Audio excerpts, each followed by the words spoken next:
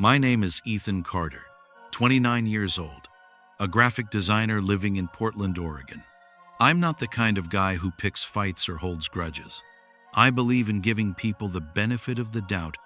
Live and let live, you know? But there's one thing I can't stand: being lied to. Especially when someone thinks they can get away with it, smirking while they take your money and serve you garbage.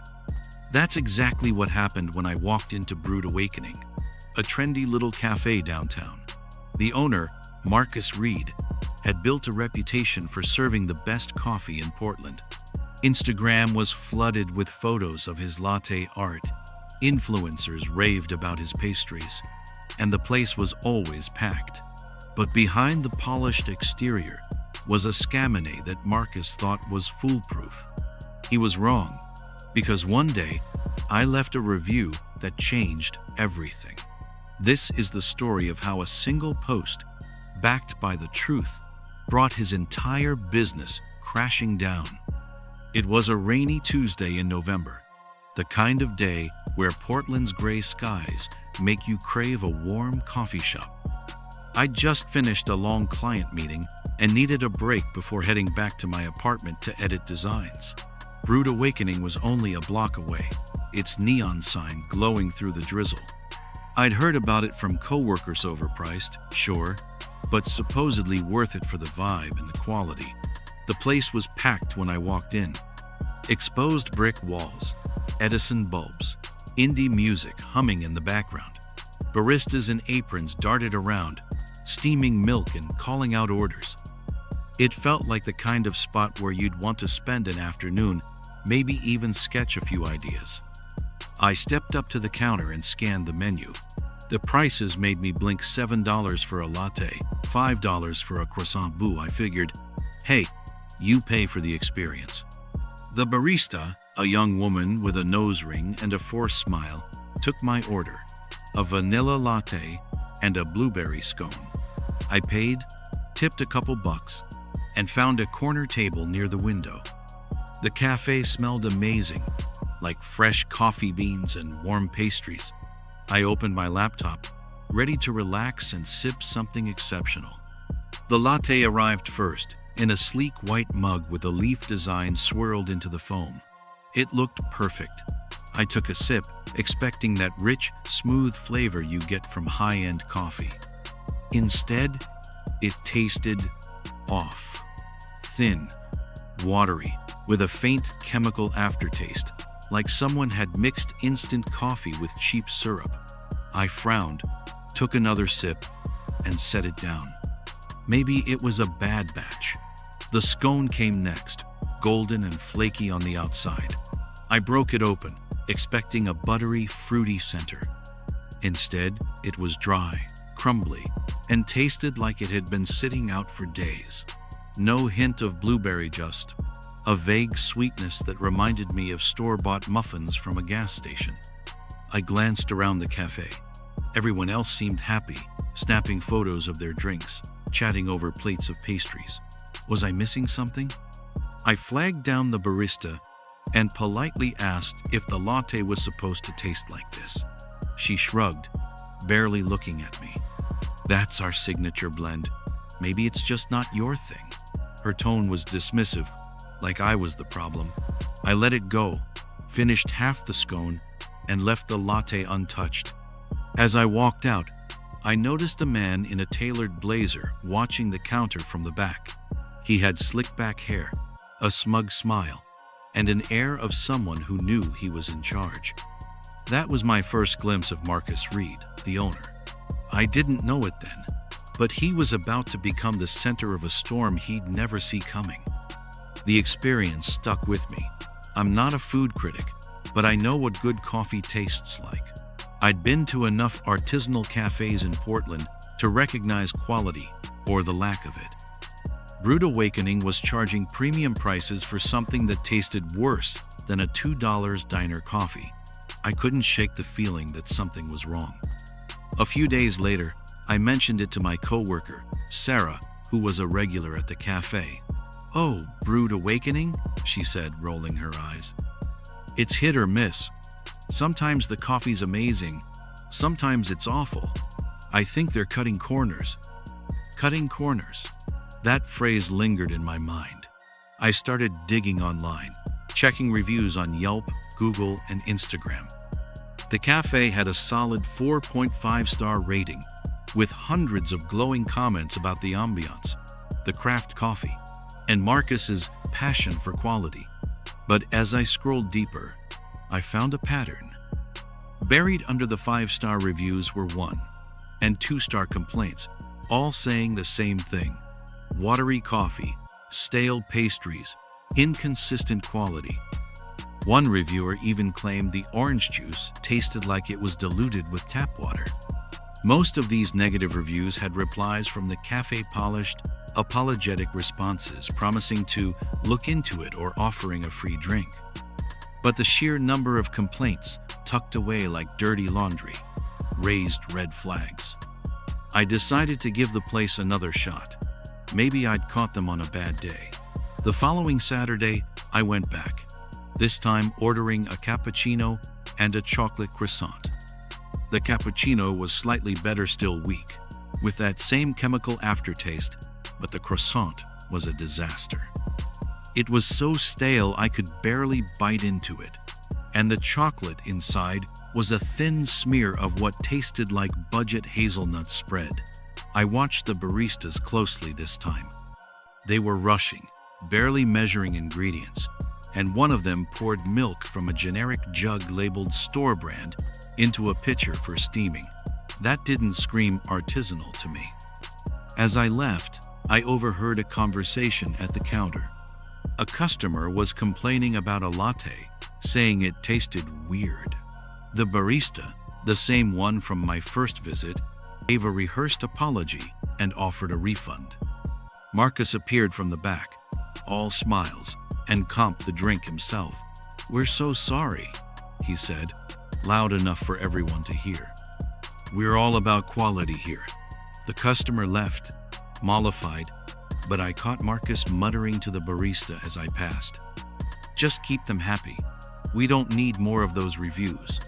His tone was sharp, like someone who knew exactly what he was hiding. That night, I couldn't stop thinking about Marcus's words. More of those reviews. What was he so afraid of? I started researching the cafe more deeply, treating it like a design project, piecing together clues, looking for patterns. I checked the cafe's Instagram, where every post was a perfectly curated shot of coffee cups and pastries. The comments were full of praise, but I noticed something odd. Many accounts leaving 5-star reviews had no followers, no profile pictures, just generic names like Coffee Love 123 Reals. Fake accounts? I realized. Marcus was padding his ratings. I dug into public records and found Brewed Awakening's business license. The cafe had been open for 3 years, and Marcus Reed was listed as the sole owner. A quick LinkedIn search showed he'd been a regional manager for a chain restaurant before starting the Cafeno Coffee expertise, just a knack for branding. I also found a few old news articles praising the cafe's launch, with Marcus quoted as saying, "We sourced the finest beans and ingredients to create an unparalleled experience that didn't match the stale scones or watery lattes." Then I stumbled across a Reddit thread in Tales from Your Server, where a former barista from Brewed Awakening had spilled the beanspun intended. The post was anonymous, but the details were damning. The barista claimed Marcus was obsessed with profits, cutting every corner possible. He'd buy the cheapest coffee beans from a discount supplier, dilute syrups with water, and reuse day-old pastries by reheating them. The fresh squeezed orange juice? Straight from a budget concentrate, mixed with tap water to stretch it further. The barista had quit after Marcus refused to fix a broken espresso machine, forcing staff to use instant coffee for some drinks. The post ended with a warning, "Don't trust the hype. It's all a scam." I sat back, stunned. This wasn't just bad management. It was deliberate deception. Marcus was charging $7 for drinks that cost pennies to make, banking on Portland's coffee culture to keep customers coming. The glowing reviews, the Instagram aesthetic, the fake accounts, it was all a facade. I thought about confronting him, maybe emailing the health department, but I didn't have hard proof. The Reddit post was hearsay, and my own experiences were just anecdotes. I needed something concrete, something Marcus couldn't dismiss with a free drink or a fake apology.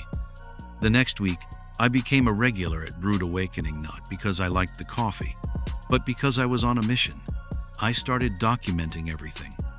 I'd order a drink or pastry, take photos, and note the taste, texture, and any inconsistencies. I kept receipts, timestamped them, and saved packaging when possible. I even brought a small notebook, jotting down observations like a detective. The baristas probably thought I was weird, but I didn't care. I was building a case. One day, I ordered a fresh squeezed orange juice and watched the barista pour it from a plastic jug in the back. I asked casually, "Is this made in-house?" She hesitated, then said, Yeah, we juice it daily."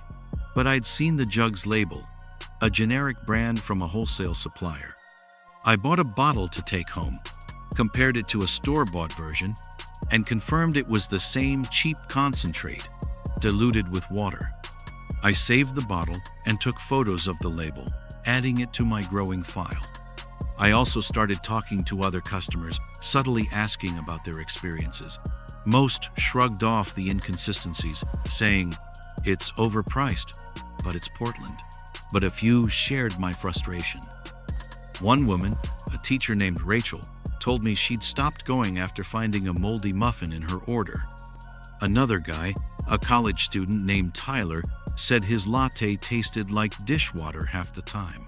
I exchanged contact info with them, promising to share anything I found. Then came the breakthrough. During one visit, I noticed a delivery truck unloading supplies at the back of the cafe.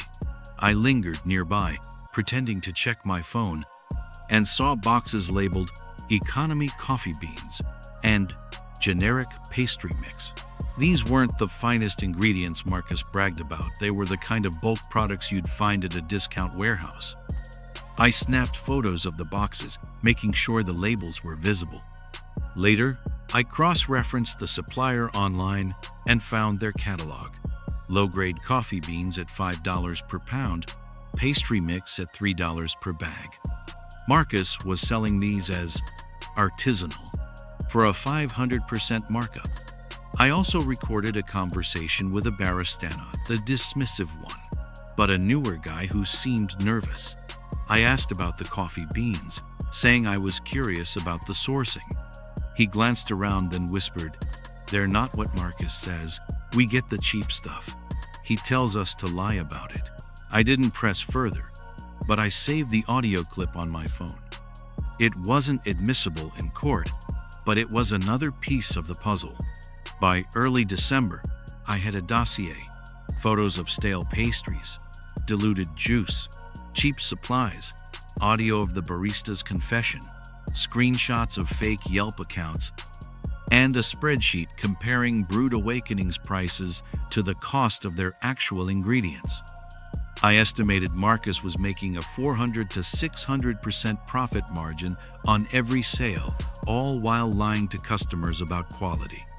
I could have gone to the health department or a lawyer, but those routes felt slow, bureaucratic.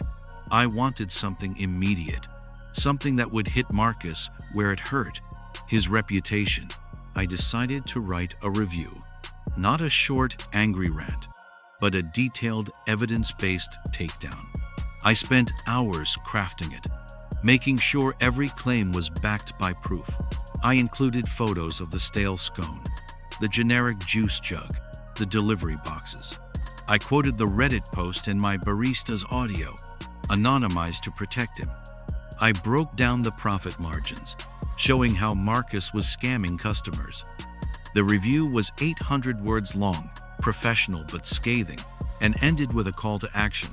If you've had a bad experience at Brood Awakening, share it. The truth deserves to be heard.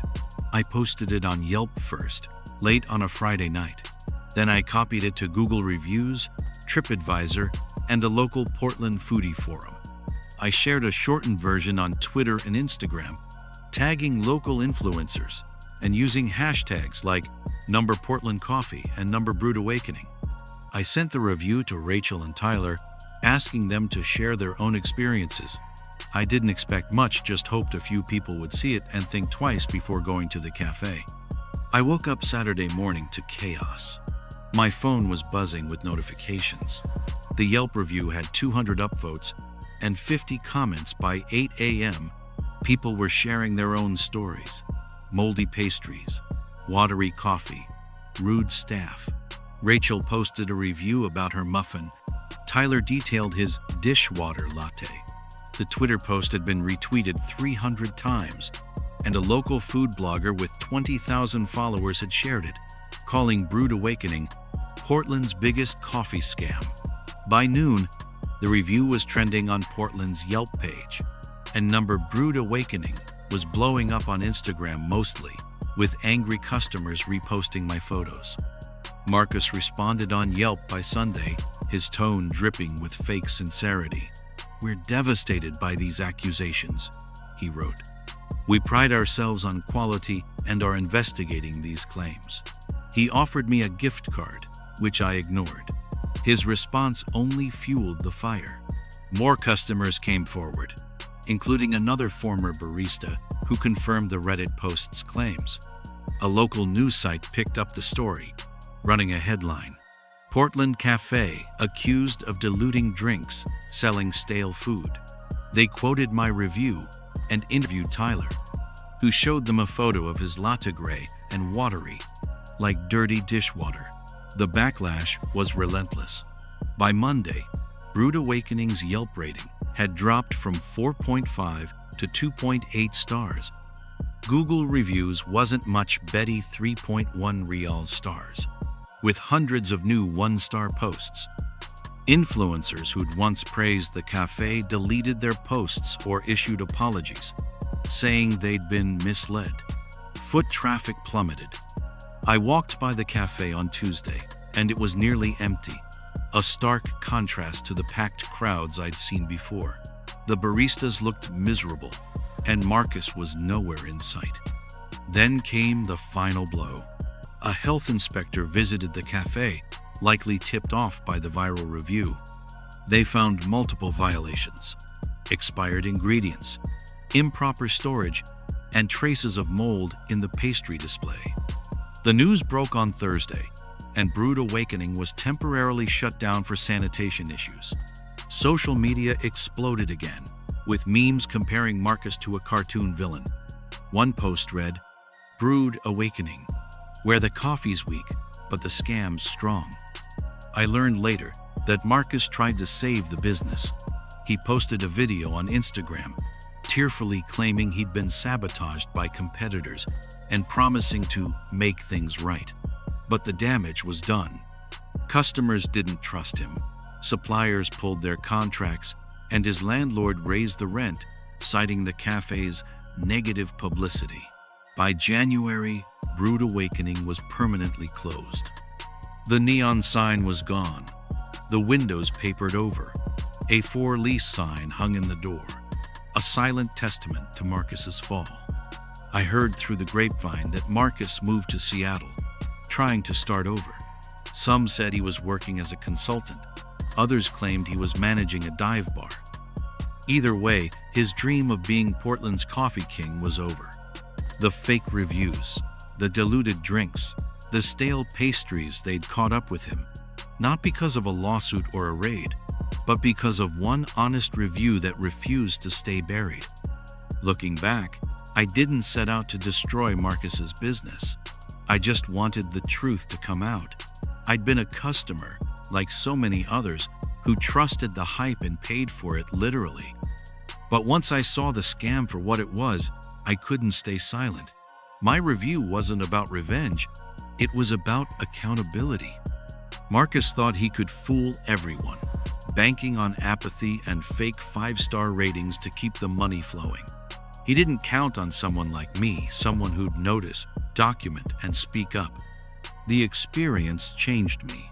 I started paying closer attention to the businesses I supported, reading labels, asking questions. I shared my story on Reddit's Tales from the Customer, where it got thousands of upvotes and comments from people who'd had similar experiences. Rachel and Tyler became friends, and we'd laugh over beers about how one review turned Portland's coffee scene upside down. The barista who tipped me off sent me a DM, thanking me for exposing Marcus. He'd found a better job at a real artisanal cafe, one that actually cared about quality. As for Brewed Awakening's old space, it's now a bookstore, run by a local couple who host poetry readings and serve actual fresh coffee. I stop by sometimes, and the irony isn't lost on me. Where Marcus once peddled lies, there's now a place built on authenticity. It's a reminder that the truth, when it's loud enough, can outshine even the slickest scam. So, that's my story. A single review, backed by proof and a whole lot of fed-up customers, brought down a cafe that thought it was untouchable. If you've ever been scammed, lied to, or served something that wasn't what you paid for, don't stay quiet. Write that review. Share your story. Because sometimes, all it takes is one voice to make karma do its work. Outro. Pause for effect. Thanks for listening to this tale of karma in action. Have you ever left a review that changed everything? Drop it in the comments below. I'd love to hear your stories. And if you enjoyed this, hit that like button, subscribe, and ring the bell for more stories where justice gets the last word. Until next time, stay sharp and never let a scam slide.